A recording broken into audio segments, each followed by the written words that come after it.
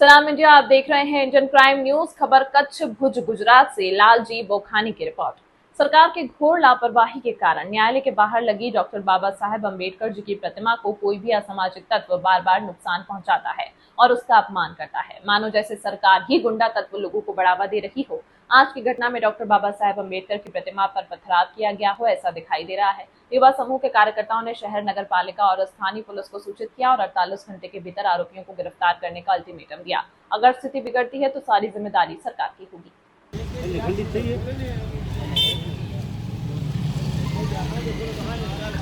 प्रतिमा खंडित થઈ છે प्रतिमा ના પ્રતિમા ને ખંડિતેલી નથી તે આ પથ્થર દેખાડે આ પથ્થર બાકી પથ્થર મારો થયો છે આયો આ તાજુ ઈ આપણે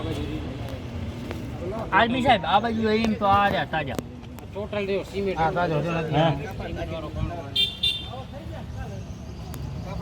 આ પથ્થર છે હા તાજુ છે જો ત્યાં અહીંયાથી અહીંયા ડાયરેક્ટ પથ્થર લાગેલ છે અહીંયાથી મારા ને આ પગમાં સામેથી મારા લામાં ગયો છે આ સાહેબ આ નિશાન ત્યાં અડી ગયો અહીંયા આ પથ્થરના દાગ રહ્યા મારેલા છે પથ્થર આ પથ્થર ને એમના બૂટના નીચે છે આ મારે એમાં ડાયરેક્ટ પથ્થર લાગેલ છે એટલે માર્યો તો સામેથી છે ને એનું આ પથ્થર બતાવો આ તો સામેથી મારું હોય તો જ આવે ને હા એને ફરતા મરે છે જાવ પડ્યા ભાઈ નાક તો નીચો પડે પથ્થર તો એ ગયા પથ્થર તો એ બાજુ પડ્યા હવે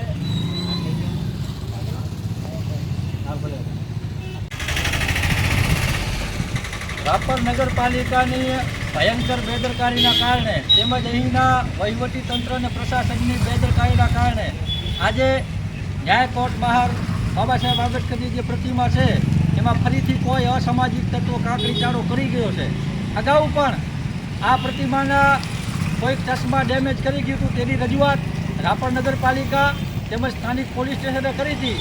કે આ પ્રતિમાને સુરક્ષિત રાખવામાં આવે અને ફરતે ગ્રીલ ગોઠવવામાં આવે અને સામેની સાઈડમાં સીસીટીવી કેમેરા ગોઠવવામાં આવે,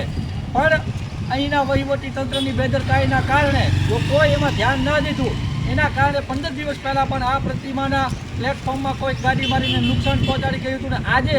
બપોરે 3:30 વાગ્યાના અરસામાં કોઈ અસામાજિક તત્વો આ પ્રતિમામાં પથ્થરમારો કરી ગયું છે। હાલે પણ અમે નગરપાલિકા અને રાપર પોલીસ સ્ટેશન બંને જગ્યાએ રજૂઆત કરી છે અને 48 કલાકનો સમય આપીએ છીએ કે જે પણ આની અંદર કોઈ ચેનચાળો કરી ગયો છે એની તાત્કાલિક ધોરણે 48 કલાકની અંદરમાં આની તપાસ કરીને ધરપકડ થાય અને જો 48 કલાકમાં આમ નહીં થાય તો પછી કાયદો વ્યવસ્થો ના જળવાય તો એની તમામ જવાબદારી વહીવટી તંત્રની રહેશે અને જે પ્રતિમાને વારે ઘડીએ આવા ચેનચાળા કરે છે એવા હરામખોર તત્વોને પણ અહીંયાથી હું કહેવા માંગુ છું કે આ તાલુકાની અંદરમાં હજારો આંબેડકરવાદીઓ છે। જો તમને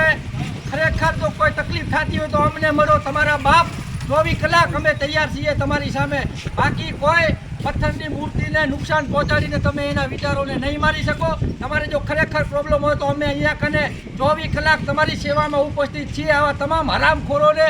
ખાસ હું જણાવવા માગું છું અને અહીંનું વહીવટી તંત્ર પણ એ ચોક્કસપણે ગંભીરતાપૂર્વક હવે આ બાબતને ધ્યાનમાં લઈ અને 48 કલાકની અંદરમાં આવા કોઈ લુખ્ખા તત્વો છે એની ધરપકડ કરે, નહીંતર ગામની અંદરમાં કાયદો વ્યવસ્થા નહીં જળવાય। આવી હું ચોખ્ખી અને ખુલ્લી ચેતવણી સમજો તો ચેતવણી, ધમકી સમજો તો ધમકી અને અમારી લાગણી સમજો તો લાગણી, પણ 48 કલાકની અંદરમાં જો આનો કોઈ નિકાલ નહીં આવે તો આખા ગામની અંદરમાં કાયદો વ્યवस्था નહીં જળવાય। અહીંયાથી અમે જાહેરાત કરીએ છીએ।